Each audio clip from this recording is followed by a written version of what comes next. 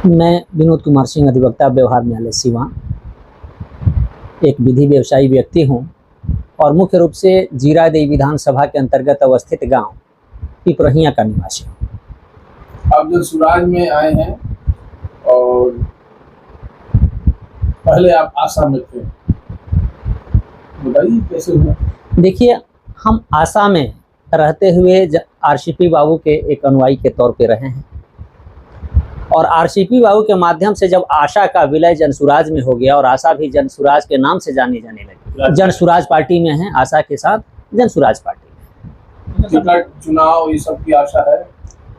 हमें तो उम्मीद, क्या पूर्ण विश्वास है कि यदि समुद्र मंथन की तरह से यदि अमृत की खोज की जाएगी तो टिकट हमको मिलना चाहिए। इच्छा रखते हैं कि आप अपने गृह क्षेत्र जीरादेई से? बिल्कुल बिल्कुल, हम इसको प्रदर्शित भी कर चुके हैं कि हमारी इच्छा है, भावी उम्मीदवार होने की तमन्ना है।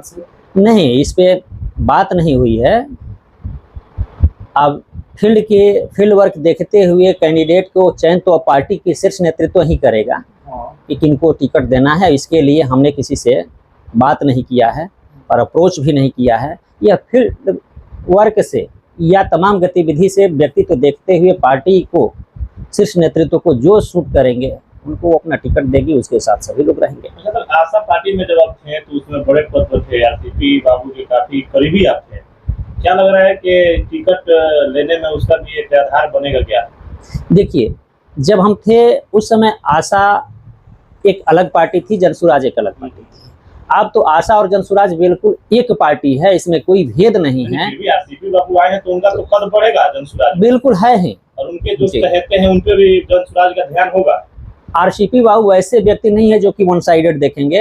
आरसीपी बाबू पूरे आशा के जितने भी कैंडिडेट है उसमें किसका चयन होना चाहिए और कहाँ रखा जाना चाहिए, वह देखते हुए, वह भेदभाव करते हुए कोई निर्णय नहीं लेते हैं। निष्पक्ष निर्णय लेते हैं, निष्पक्ष निर्णय लेंगे और उनके निर्णय से यदि मैं उपयुक्त समझा जाऊंगा, हमें टिकट मिलेगा। सर, जीरादेई आपका गृह विधानसभा है, वहाँ से आप आते हैं, वहाँ उसको करीब से आपने देखा है, क्या कुछ आपको लग रहा है क्या होना चाहिए जीरादेई में भी?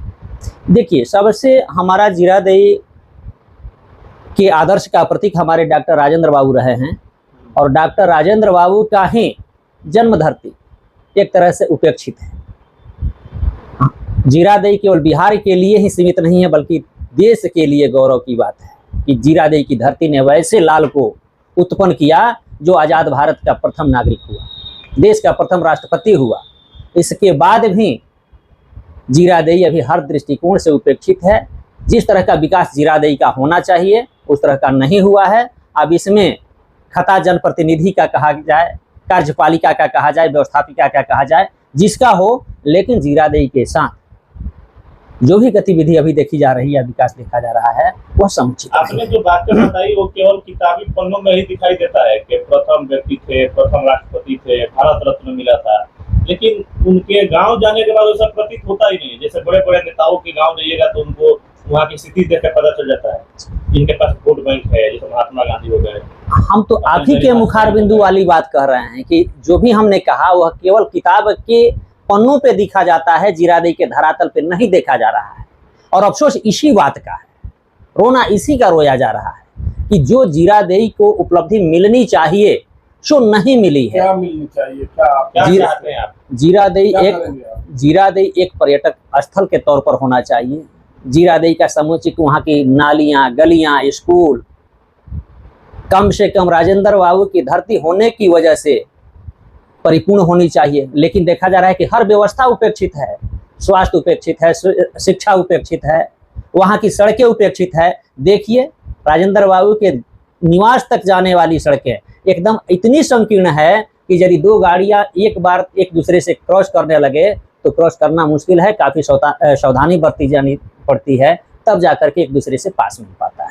अच्छा, आप अभी जिस प्रोफेशन में है वकालत, और फिर आप राजनीति की तरफ हसरत भरी निगाहों से देख रहे हैं। राजनीति तो ऐसे ही बहुत उलझी हुई चीज है, बड़ा कंपटीशन पहले से ही है। अच्छे भले आप वकील हैं, सब कुछ ठीक ठाक चल रहा है, आफत काहे मोल ले रहे हैं? राजनीति में जाना आफत मोल लेना नहीं है और इस तरह का आफत मोल लेते हुए हमारे डॉक्टर राजेंद्र बाबू भी वकील होकर के भी राजनीति में प्रवेश किए।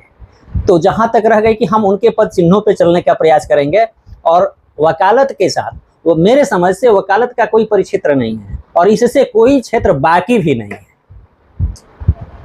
तो जहां तक वकालत की बात कही गई तो राजनीति इससे परे नहीं है, और जितने भी स्वतंत्रता सेनानी को लीजिएगा जो कि काफी शीर्ष पे रहे हैं, सब में वकालत की डिग्री रही है, सभी वकील रहे हैं, बैरिस्टर रहे हैं, और इन लोगों के महान सौजन्य से हमारा देश आजाद हुआ है। तो इसलिए इस वकालत को राजनीति से वंचित नहीं कहा जा सकता है। यानी वकालत आपको मदद करेगी, आपके रास्ते में नहीं आएगी। वकालत या विधि तो पूरे बिहार और देश को मदद करती है, इसके बिना तो देश पंगु बन जाएगा, और इसी विधि का अनुपालन सही तौर तरीके से नहीं किया जाता है, जिससे कि देश प्रदेश का विकास, चौमुखी विकास नहीं हो पाता। चलिए सर, एक अंतिम सवाल रहेगा, अगर टिकट नहीं मिलता है तो क्या करेंगे? देखिए, टिकट यदि नहीं मिलता है तो भी हमें पार्टी के नेतृत्व का सम्मान है, जहां जिसको मिलेगा उसको मजबूत करने का प्रयास करूंगा। ऐसा नहीं है कि हम बागी और बगावत करने वाले व्यक्ति नहीं हैं। यदि पार्टी समझेगी कि नहीं इनसे उपयुक्त उम्मीदवार अमुक व्यक्ति हैं, उनका स्वागत है। बहुत बहुत शुक्रिया समय देने के लिए, धन्यवाद। चलिए, आपको और आपके चैनल के माध्यम से अपने दर्शकों और अपने तमाम मतदाताओं को भी हार्दिक अभिनंदन, वंदन, नमन। इसी के साथ मैं अपनी वाणी को विराम देता हूँ।